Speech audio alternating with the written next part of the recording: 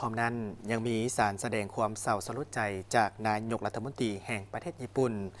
จากพนธานอิชิบะซิเงรุนายกรัฐมนตรีแห่งประเทศญี่ปุ่นถึงพนธานสอนใจสีพันดอนนายกรัฐมนตรีแห่งสาธารณรัฐประชาธิปไตยประชาชนลาว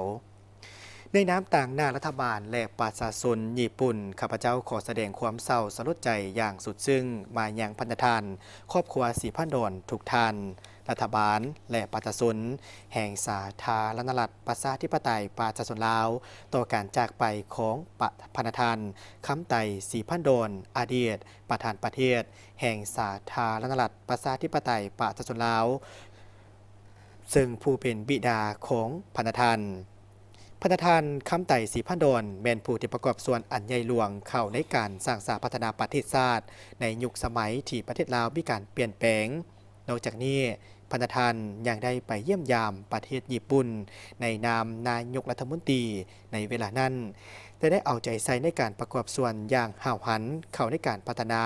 สายพันธมิตรภาพกับประเทศญี่ปุ่นข้าพเจ้าเชื่อว่า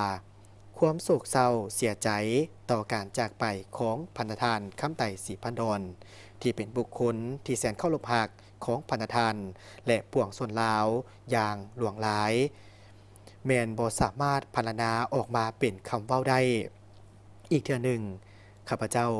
ขอแสดงความอาลัยอย่างสุดซึ้ง